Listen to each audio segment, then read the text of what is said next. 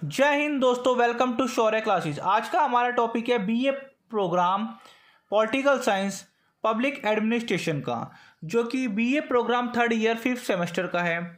ये जो टॉपिक है ये विकास प्रशासन से संबंधित ये एक टॉपिक है, जिसमें ये बताने की कोशिश की गई है कि भारत में जो SC ST OBC हैं, जो पिछड़ी जातियां हैं, उनका संवैधानिक तौर पे सरकार ने उनका कैसे विकास करा। तो आइए शुरू करते हैं। सबसे पहले आज हम जानते हैं कि भारत के देश की जनसंख्या में बहुत बड़ा भाग कमज़ोर वर्ग का है। ये कमज़ोर वर्ग कौन होते हैं? कमज़ोर वर्ग वो होते हैं जो आर्थिक रूप से कमज़ोर हैं, सामाजिक रूप से कमज़ोर हैं, राजनीतिक रूप से कमज़ोर हैं, सांस्कृतिक रूप से कमज़ोर हैं। आज अगर हम भारत की जनसंख्या की बात करते हैं, जब भी हम भारत में कमज़ोर वर्ग की बात करते हैं तो अनुसूचित जनजाति आती है, अनुसूचित जाति आती हैं और पिछड़ी जाति आती हैं। हम शॉर्ट फॉर्म में हम कह सकते हैं SC ST और OBC आती हैं। तो ये कमज़ोर क्यों हुई? कमज़ोर होने का इनका कारण क्या है?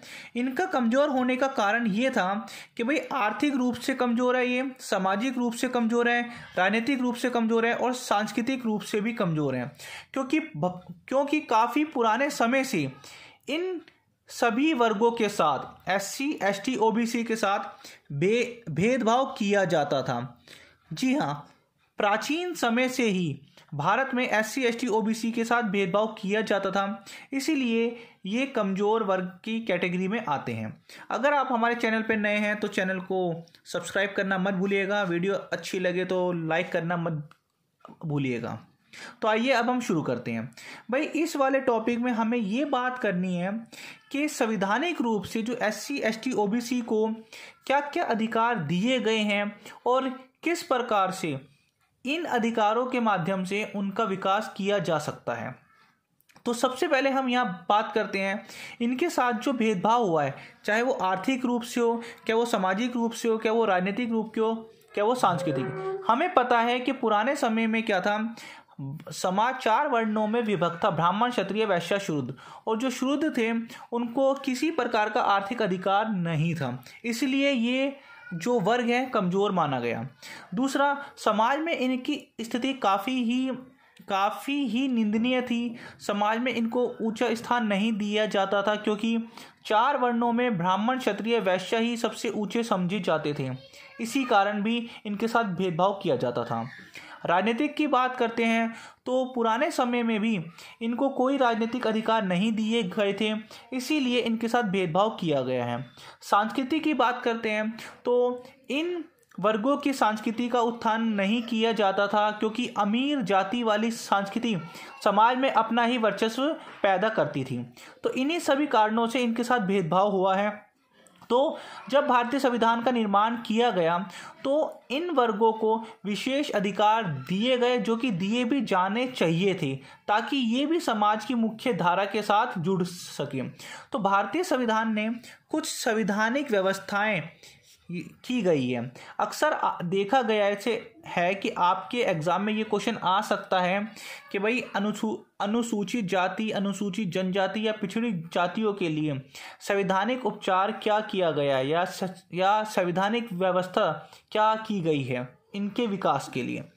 अनुच्छेद 330 में बताया गया है कि लोकसभा में SC ST OBC के लिए एक अनुच्छेद 30 में लोकसभा की सीटों में SC ST OBC का आरक्षण रखा जाएगा। अनुच्छेद 331 में पहले अनुच्छेद 330 में ये बताया गया है कि लोकसभा के जो सदस्य हैं उनमें SC ST OBC को भी रखा जाएगा, उनके लिए सीटें आरक्षित।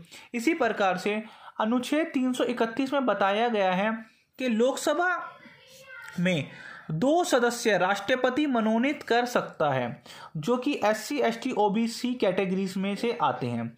इसी के साथ साथ अनुच्छेद 332 में 332 में ये बताया गया है कि लोकसभा के साथ साथ राज्य की विधानसभाओं में भी SC ST OBC के जो MP हैं, जो MLA हैं, इनको आरक्षण दिया जाए, ताकि ये भी समाज के मुख्य धारा से जोड़े जा सकें।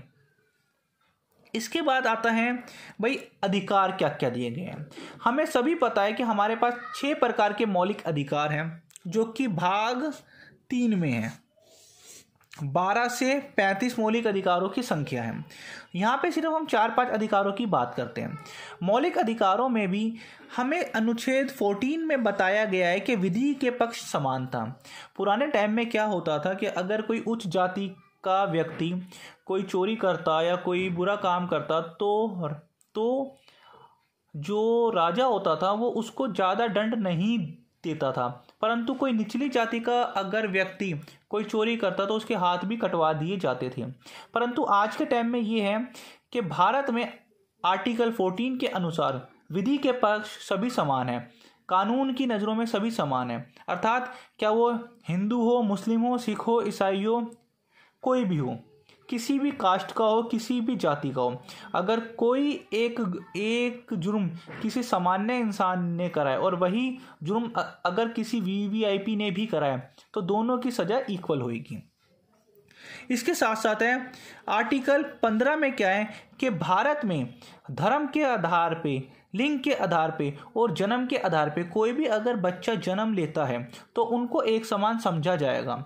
ऐसा नहीं होगा कि अगर भाई कोई किसी फिल्म स्टार के घर में कोई बेबी अगर पैदा होता है या कोई आम इंसान के घर में कोई बेबी पैदा होता है तो उनका जो आधार कार्ड मतलब कुछ उस पर कुछ ज़्यादा ही मीन्स वीवीआईपी वाला हो या ऐसा कुछ नहीं है। भारत में कोई भी बच्चा जन्म होता है किसी भी धर्म का हो और किसी भी लिंग का हो, वो एक समान ही समझा जाएगा, भारतीय ही समझा जाएगा।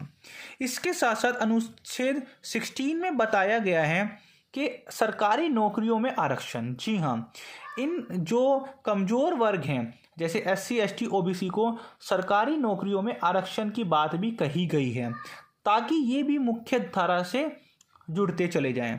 अनुच्छेद 17 में बताया हुआ है अस्पृश्यता जो कि छुआछूत था, इसका भी अंत कर दिया गया है, क्योंकि अगर आज के टाइम में कोई अस्पृश्यता का कोई ऐसा कार्य करता है तो ये एक दंडनीय अपराध माना जाता है।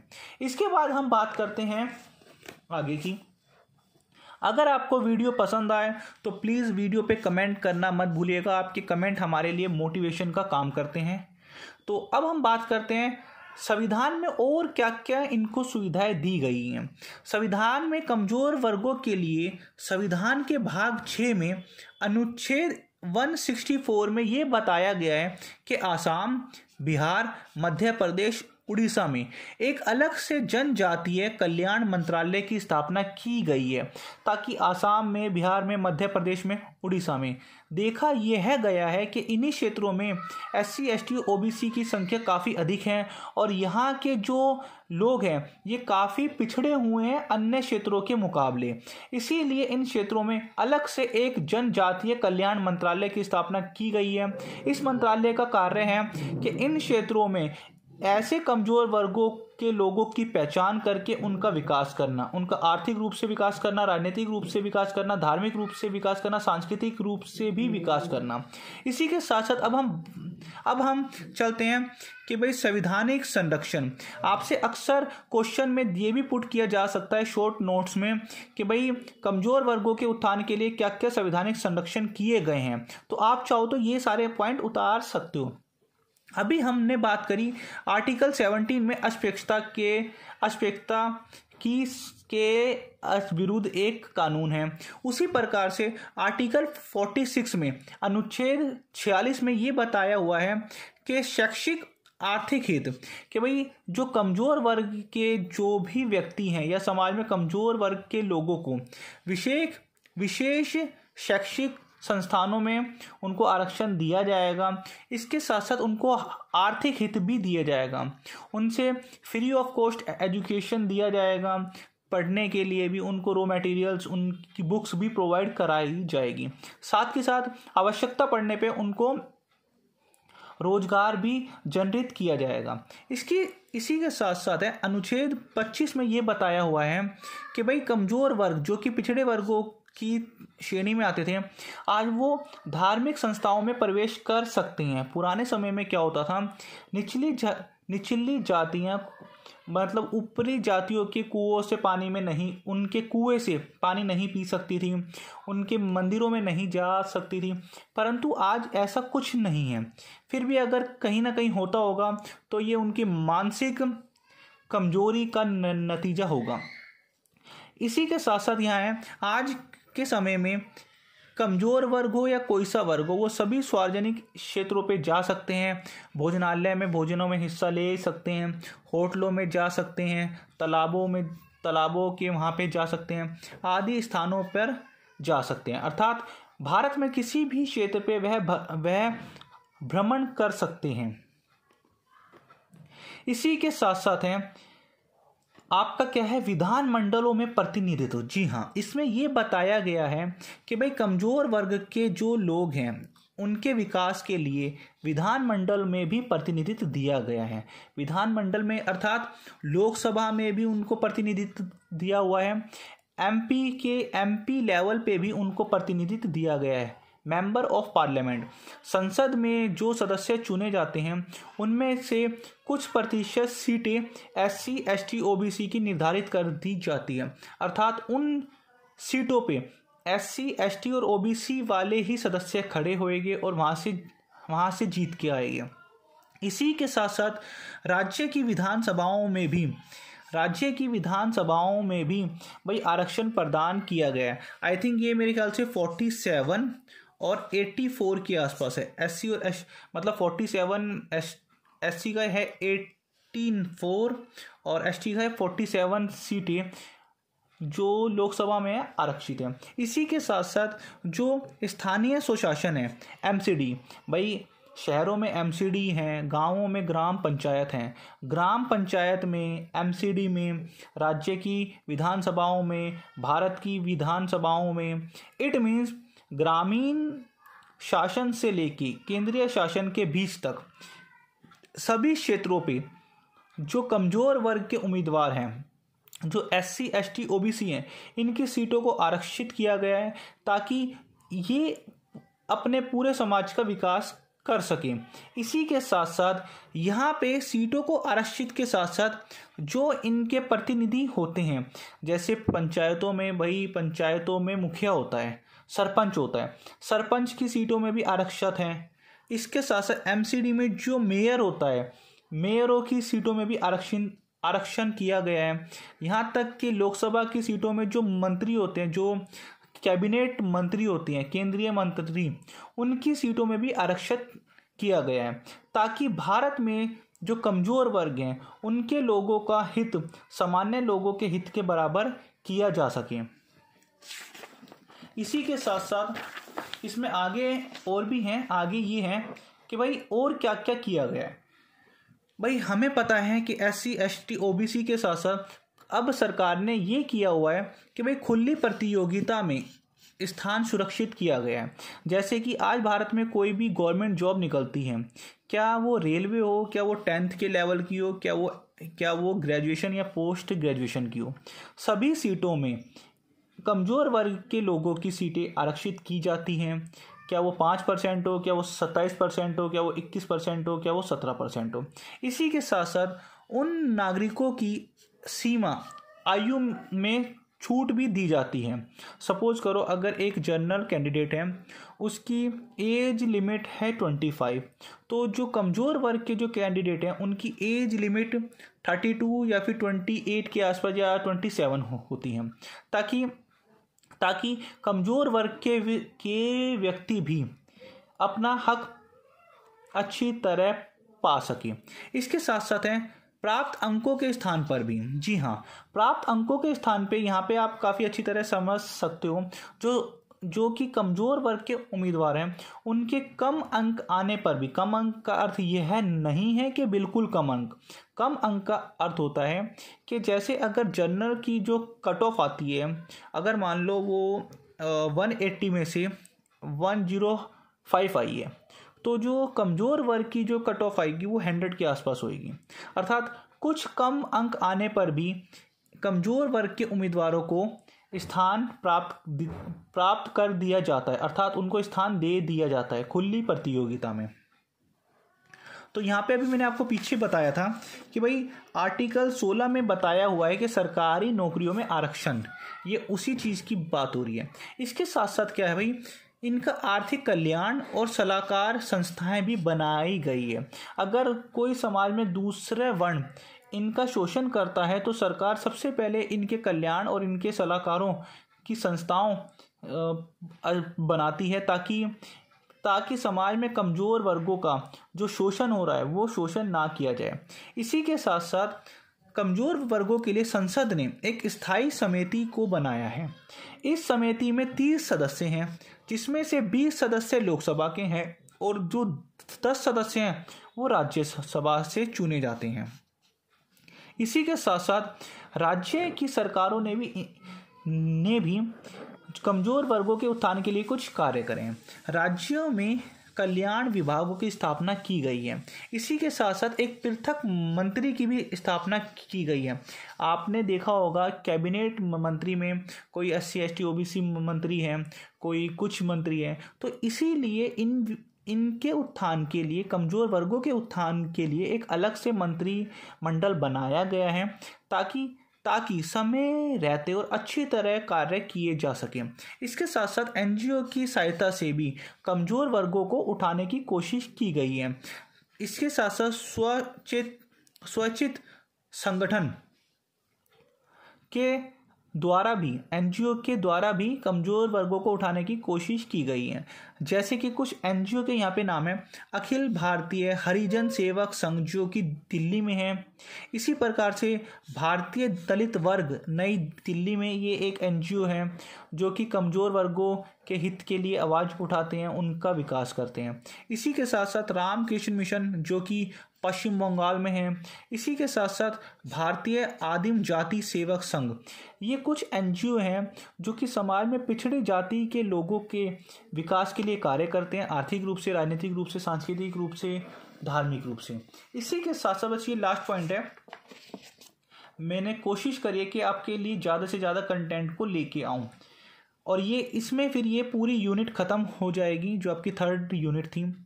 इसमें क्या है, कमज़ोर वर्गों के सुधार के लिए अगर आपसे क्वेश्चन पुट किया जाए कि सरकार ने सुधार के लिए क्या कार्यक्रम करे हैं, भाई कमज़ोर वर्गों के विकास के लिए, सुधार के लिए केंद्र सरकार ने अलग से कार्यक्रम करे, राज्य सरकार ने अलग से। आप चाहो तो ये वाला भी आंसर उतार सकते हो, आप चाहो तो ये भी उतार सकते हो, आप चाहो तो दोनों को मिला सकते हो। भाई केंद्र सरकार ने क्या करा और राज्य सरकार ने, केंद्र सरकार ने सबसे पहले क्या करा, जनजातीय विकास खंड का निर्माण करा कि भाई ऐसी जातियों की पहचान की जाए जो कि पिछड़ी हुई है, ताकि उनका विकास किया जा सके।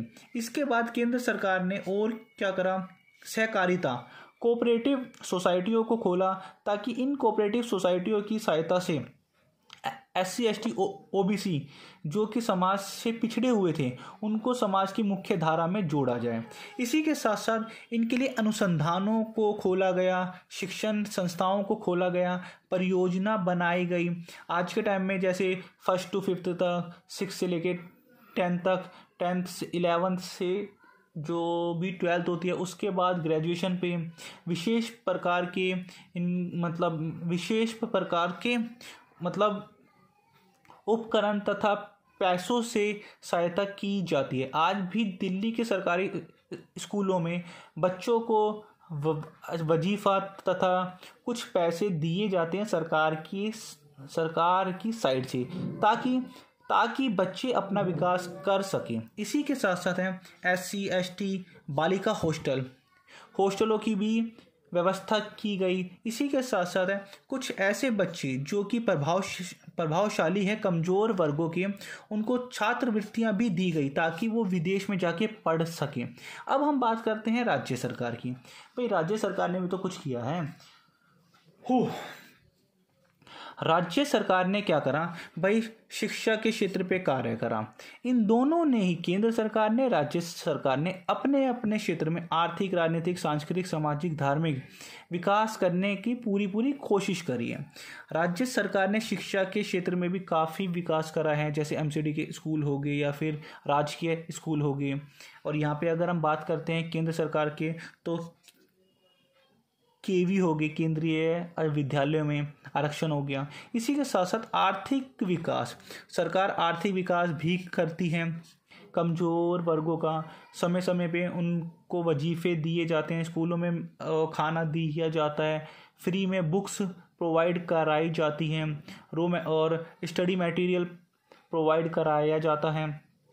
साथ ही साथ कुछ ऐसे क्षेत्र हैं जो कि आदिवासी वाले क्षेत्र हैं या फिर जहाँ पे कृषि करते हैं जो कमज़ोर वर्ग हैं, वहाँ पे खाद सरकार के द्वारा मुहैया कराई जाती है, बीज मुहैया कराया जाता है, कहीं कहीं पे भेड़ बकरियां मुहैया कराई जाती है ताकि वो अपना जीवन का गुजारा बसर कर सके। इसी के साथ साथ छोटे उद्योगों का भी विकास सरकार के द्वारा कराया जाता है।